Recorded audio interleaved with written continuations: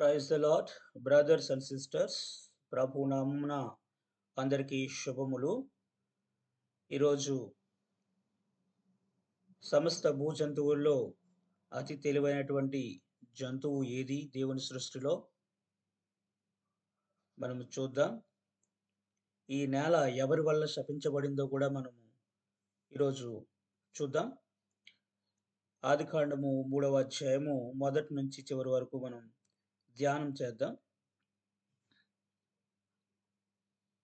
దేవుడైన యెహోవా చేసిన సమస్త భూజంతువులలో సర్పము యుక్తిగలదై ఉండెను. అది ఆ స్త్రీతో, ఇది నిజమా?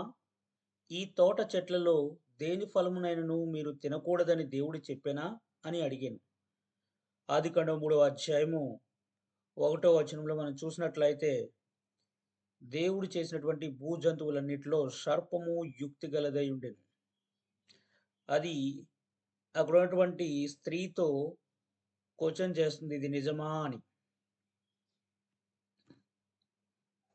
అందుకు స్త్రీ, ఈ తోట చెట్లు ఫలములను మేము తినవచ్చును. ఈ స్త్రీ సర్పముతో చెప్పింది, ఈ తోటలో ఉన్నటువంటి ఫలములన్నీ కూడా మేము తినవచ్చును అని. అయితే తోట మధ్యనున్న చెట్టు ఫలమును గూర్చి దేవుడు మీరు చావకుండునట్లు వాటిని తినకూడదనియు వాటిని ముట్టకూడదని చెప్పినని సర్పంతో అనెను. అన్ని ఫలములు తినొచ్చు గాని ఆ యొక్క ఏదెను వనంలోని ఒక చెట్టు ఫలమును మాత్రం తినవద్దు అని దేవుడు చెప్పాడని సర్పంతో ఆ స్త్రీ చెప్పినట్లుగా మనం ఆదికాండం 3వ అధ్యాయము 3వ వచనంలో చూస్తూ ఉన్నాం. అందుకు సర్పము, మీరు చావనే చావరు,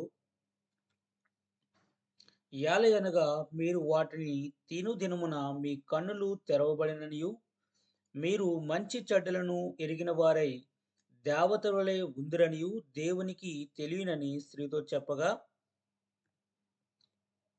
స్త్రీ, ఆ వృక్షము ఆహారమునకు మంచిదినియు కనులకు అందమైనదనియు వివేకమిచ్చు రమ్యమైనదనియు ఉండుట చూసినప్పుడు ఆమె దాని ఫలములలో కొన్ని తీసుకొని తిని తనతో పాటు తన భర్తకు ఇచ్చెను.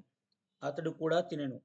ఆదికాండం 3వ అధ్యాయము 6వ వచనంలో చూసినట్లయితే ఈ స్త్రీ దేవుడు చెప్పినటువంటి ఆ యొక్క మాటను మరి తోసిపుచ్చినట్లుగా మనం చూస్తూ ఉన్నాం.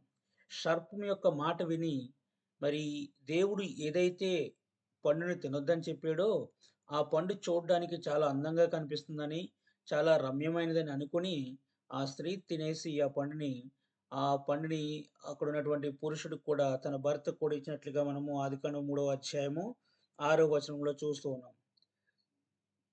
అప్పుడు వారిద్దరి కన్నులు తెరవబడెను. వారు తమ దిగంబరులమని తెలుసుకొని అంజూరపు ఆకులు కుట్టి తమకు కచ్చడములను చేసుకొనిరి. ఎప్పుడైతే ఆ దేవుడు తినొద్దన్న పండుని తిన్నారో వారి కన్నులు తెరవబడి ఉన్నాయి. వాళ్ళకి సిగ్గనేటువంటిది తెలిసింది. అందువల్ల వాళ్ళు అక్కడున్నటువంటి ఆకులను కుట్టుకొని తమకు వస్త్రములుగా చేసుకున్నట్లుగా మనం ఆదికాండం 3వ అధ్యాయము 7వ వచనంలో చూస్తూ ఉన్నాం. చల్లపూటను ఆదామును అతని భార్యయు తోటలో సంచరించుచున్న దేవుడైన యెహోవా స్వరమును విని, దేవుడైన యెహోవా ఎదుటికి రాకుండా తోట చెట్ల మధ్యను దాక్కునగా,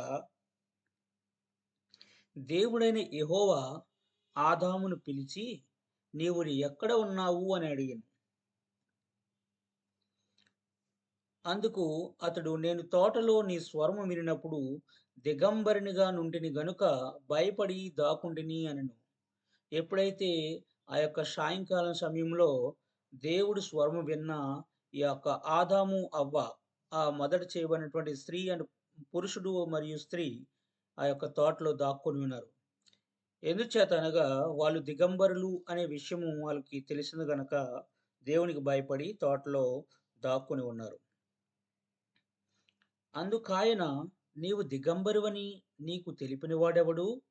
నీవు తినకూడదని నేను నీకు ఆజ్ఞాపించిన వృక్ష ఫలములు తింటివా అని అడిగాను. అందుకు ఆదాము, నాతో నుండుటకు నీవు నాకిచ్చిన ఈ స్త్రీయే ఆ వృక్ష ఫలములు కొన్ని నాకియ్యగా నేను తింటిని అనెను. అప్పుడు దేవుడైన యెహోవా స్త్రీతో నీవు చేసినది ఏమిటని అడుగగా, స్త్రీ సర్పము నన్ను మోసపుచ్చినందున తింటిని అనెను. అందుకు దేవుడైన యెహోవా సర్పము నీతో సర్పము సర్పముతో నీవు దీని చేసినందున పశువులన్నింటిలోను, భూజంతువులన్నింటిలోని నీవు శపించబడిన దానివై నీ కడుపుతో ప్రాకుచు నీవు బ్రతికెదవు. నువ్వు బ్రతుకు దినములన్నీయు మరియు నీకును స్త్రీకిని నీ సంతానమునకును ఆమె సంతానమునకును వైరము కలగజేసేదను. అది నిన్ను తల మీద కొట్టును, నీవు దానిని మడుమ మీద కుట్టెదవని చెప్పెను. ఇక్కడ మనం ఆదికాండము 3వ అధ్యాయము 14-15 వచనం వరకు చూసినట్లయితే, ఈ యొక్క స్త్రీని మరియు ఈ యొక్క సర్పమును దేవుడు శపించబడినట్లుగా మనం చూస్తూ ఉన్నాం. మనము మొదట్లో ఈ యొక్క భూజంతువులన్నింటిలో కూడా సర్పముని మంచి యుక్తి గలటువంటి ఒక జీవిగా దేవుడు చేసినట్లుగా మనం చూస్తున్నాము. ఎప్పుడైతే ఆ స్త్రీని మోసపుచ్చిందో దేవుడు ఆ యొక్క సర్పమును శపిస్తున్నారు. ఏమని? ఈ సర్పము బ్రతుకు దినములన్నీ కూడా తన యొక్క నేల మీద ప్రాకుచూ బ్రతుకుతా ఉంటది. తన పొట్ట భాగాన్ని నేల మీద తాకిస్తూ బ్రతుకుతా ఉంటది. మరియు స్త్రీకిని ఆ యొక్క సర్పమునకు వైరం కలగజేశాడు దేవుడు. ఈ యొక్క స్త్రీ సంతానం ఏదైతుందో ఆ సంతానమునకు, ఆ యొక్క సర్పము సంతానం ఏదైతుందో ఆ సంతానమునకు వైరం కలుగజేశాడు. ఏ విధంగా అంటే, ఈ యొక్క స్త్రీ సంతానము సర్పమును తల మీద కొట్టి చంపుతారు. మరి ఈ యొక్క సర్పము సంతానము ఏ విధముగా ఈ యొక్క స్త్రీ సంతానానికి ఇబ్బంది కలిగిస్తదంటే, ఈ యొక్క మడమ మీద కుట్టెదవు అని ఇక్కడ చెప్పారు. ఈ విధంగా వైర్యమైనటువంటిది స్త్రీ సంతానమునకు మరియు సర్పము సంతానమునకు కలిగింది. ఆయన స్త్రీతో, నీ ప్రయాసమును, నీ గర్భవేదనను నేను మిక్కిలి హెచ్చించెదను. వేదనతో పిల్లలను కందువు. నీ భర్త యెడల నీకు వాంఛ కలుగును. అతడు నిన్ను ఏలునని చెప్పెను. ఆయన ఆదాముతో, నీవు నీ భార్య మాట విని తినవద్దని నేను నీకు ఆజ్ఞాపించిన వృక్షఫలము తింటివి గనుక నీ విత్తనములు నీ నిమిత్తము నేల శపించబడి ఉన్నది. ప్రయాసముతోను నీవు బ్రతుకు దినములన్నీయు దాని పంట తిందువు. ఈ యొక్క పురుషుడు తన భార్య మాట విని దేవుడు ఆజ్ఞాపించినటువంటి ఆ యొక్క వృక్ష ఫలమును తిన్నాడు కనుక ఈ యొక్క ఆదామును కూడా దేవుడు శపిస్తూ ఉన్నాడు. ఏ విధంగా అంటే, ఈ యొక్క ఆదాము వలన ఏదైతే నేల దేవుడు చేసినాడో ఆ నేల శపించబడి ఉన్నది. అంతవరకు కూడా నేల అనేటువంటిది ఏ యొక్క ముండ్ల తుప్పలను, ఏ యొక్క గడ్డి పొదలను మొలిపించలేదు. ఎప్పుడైతే దేవుడు ఈ యొక్క ఆదాము నిమిత్తము నేలను శపించాడో అప్పటినుంచే నేల అనేటువంటిది ఈ యొక్క గడ్డి పొదలను, ఈ యొక్క ముండ్ల తుప్పలను మొలిపించడం అనేటువంటిది స్టార్ట్ చేసింది.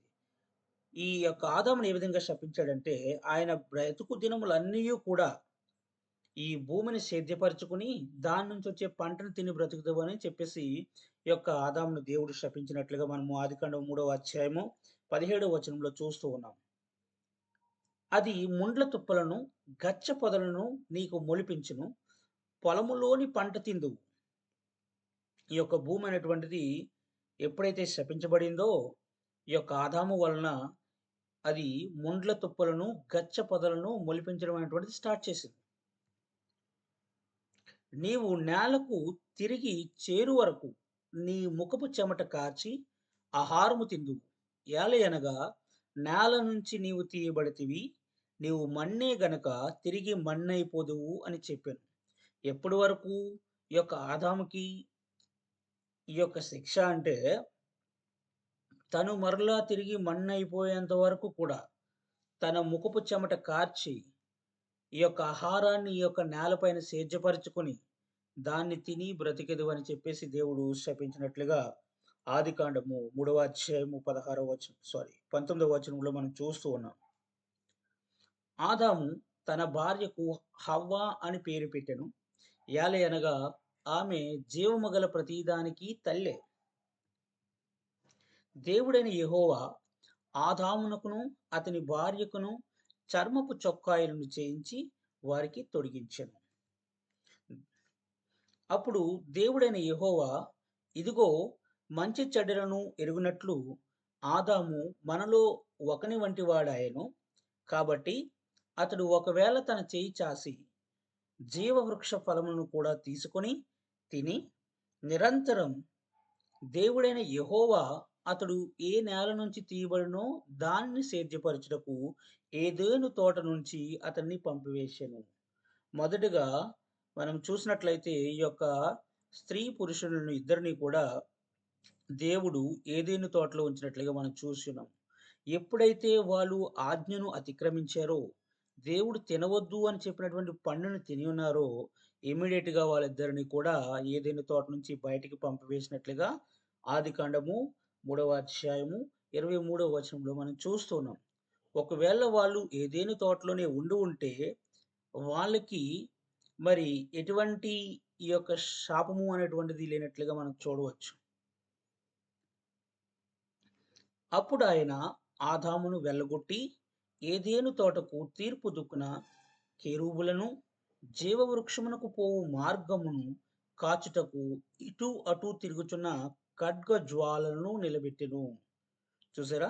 ఏదెను తోట అనేటువంటిది మరి ఎంత ప్రాముఖ్యత కలిగినదో, అక్కడ జీవ వృక్షములు ఉన్నాయి. అక్కడ మరి జీవవృక్షమునకు పోవు మార్గం ఏదైతుందో, ఆ మార్గం దగ్గర ఖడ్గజ్వాలలను నిలబెట్టాడు దేవుడు. ఆ యొక్క తోటకు తూర్పు దిక్కున కెరూబులను అంటే దేవదూతలను అక్కడ ఆయన కాపలాగా పెట్టాడు. అంతవరకు గూడా ఆ ప్లేస్ అంతా కూడా మరి ఆదాము, అవ్వ ఇద్దరు కలిసి తిరగడానికి దేవుడిచ్చాడు. ఎప్పుడైతే ఆజ్ఞను అతిక్రమించి ఉన్నారో, ఈ యొక్క ఆదాము, అవ్వను ఇద్దరిని కూడా దేవుడు భూమి మీదకి పంపించేశాడు. వాళ్ళిద్దరిని భూమి నుంచి వచ్చేటటువంటి ఏదైతే పంట ఉందో, ఆ పంటను పండించుకొని తినే విధంగా దేవుడు బయటికి పంపించేసినట్లుగా మనము ఆదికాండం 3వ అధ్యాయము 24వ వచనంలో చూస్తూ ఉన్నాం.